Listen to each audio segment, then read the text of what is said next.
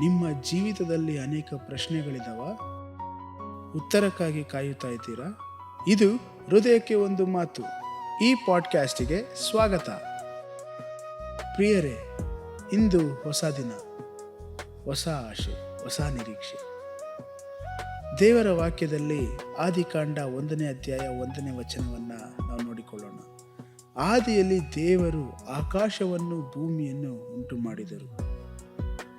ಈ ಒಂದು ವಾಕ್ಯದಲ್ಲೇ ಜೀವನದ ಅತಿ ದೊಡ್ಡ ಒಂದು ಸತ್ಯ ಅಡಗಿದೆ ಪ್ರಿಯರೇ. ಆದಿಯಲ್ಲಿ ಅಂದರೆ ಎಲ್ಲವೂ ಆರಂಭವಾಗುವುದಕ್ಕಿಂತ ಮುಂಚೆ ದೇವರು ಇದ್ದರು ಎನ್ನುವಂಥ ಒಂದು ಮಾತು ಸ್ಪಷ್ಟವಾಗಿ ಬರೆಯಲ್ಪಟ್ಟಿದೆ ಪ್ರಿಯರೇ. ಹಾಗಾದರೆ ನಮ್ಮ ಸಮಸ್ಯೆಗೂ ಮುಂಚೆ, ನಮ್ಮ ಗೊಂದಲಕ್ಕೂ ಮುಂಚೆ, ನಮ್ಮ ಜೀವನದ ಪ್ರತಿ ಒಂದೊಂದು ಪ್ರಶ್ನೆಗೂ ಮುಂಚೆ ದೇವರು ಪ್ರಸನ್ನನಾಗಿ ಇದ್ದಾರೆ ಎಂಬುದಾಗಿ ನಾವು ನೋಡುವಂತರಾಗಿದ್ದೇವೆ ಪ್ರಿಯರೇ. ಇನ್ನು ಸೃಷ್ಟಿಯ ವಿಷಯವಾಗಿ ನಾವು ನೋಡುವಾಗ ಪ್ರಿಯ ದೇವ ಜನರೇ, ಈ ವಾಕ್ಯ ಹೇಳುತ್ತದೆ ದೇವರು ಉಂಟು ಮಾಡಿದನು ಎಂಬುದಾಗಿ. ದೇವರು ಉಂಟು ಮಾಡಿದನು ಎಂಬುದಾಗಿ ನಾವು ನೋಡುವಾಗ ಪ್ರಿಯ ದೇವ ಜನರೇ, ಗೊಂದಲದಲ್ಲಿ ತುಂಬಿದಂಥ ಒಂದು ಸನ್ನಿವೇಶದಲ್ಲಿ ಕ್ರಮವನ್ನ ತಂದರು, ಅಥವಾ ಶೂನ್ಯವಾಗಿ ಇದ್ದಂಥ ಒಂದು ಸನ್ನಿವೇಶದಲ್ಲಿ ಸರ್ವ ಸೃಷ್ಟಿಯನ್ನ ಮಾಡಿದರು ಎಂಬುದನ್ನು ನಾವು ನೋಡುವಂತರಾಗಿದ್ದೇವೆ. ಅಂಧಕಾರದಿಂದ ಬೆಳಕನ್ನ ತಂದರು ಎಂಬುದಾಗಿ ನಾವು ನೋಡುವಂತರಾಗಿದ್ದೇವೆ.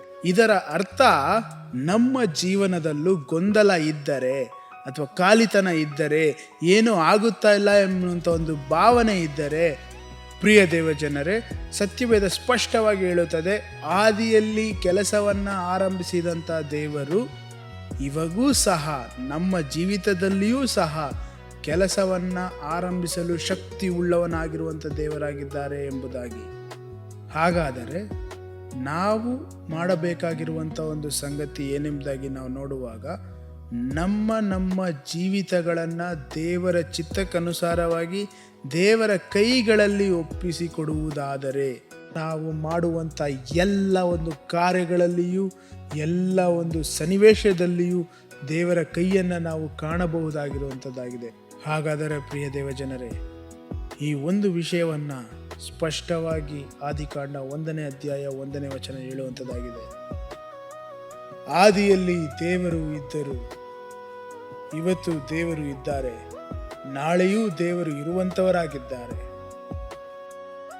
ನಾವು ನಮ್ಮ ಜೀವಿತಗಳನ್ನು, ಗೊಂದಲದಲ್ಲಿರ್ತಕ್ಕಂಥ ಜೀವಿತಗಳನ್ನು ದೇವರ ಕೈಗಳಲ್ಲಿ ಒಪ್ಪಿಸಿಕೊಡುವುದಾದರೆ ಪ್ರಿಯ ದೇವ ಜನರೇ, ಆ ಗೊಂದಲದ ಜೀವಿತವನ್ನ ದೇವರು ಕ್ರಮಕ್ಕೆ ತರುವಂಥ ದೇವರಾಗಿದ್ದಾರೆ.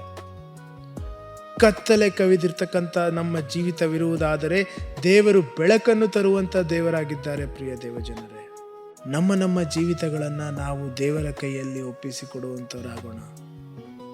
ದೇವರು ನಿಮ್ಮನ್ನು ಆಶೀರ್ವದಿಸಲಿ. ಮುಂದಿನ ಸಂಚಿಕೆಯಲ್ಲಿ ಮತ್ತೆ ಭೇಟಿಯಾಗೋಣ. ಆಮೇನ್.